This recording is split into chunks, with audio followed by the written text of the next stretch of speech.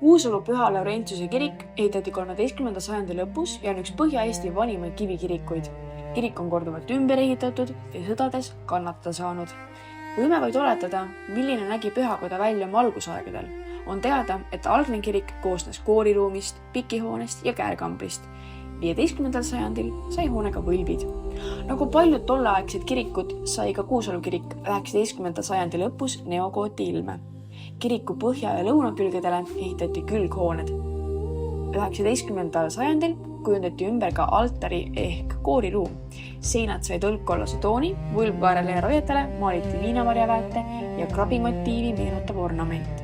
Kiriku kroonika kohaselt valmis kooriruumi uus viimistlus 19. sajandi lõpuks Kolga mõisniku noorima poja Peeter Stenbocki ja Moskva suhkrutöösturi tütre Natalja Pulmatäuks.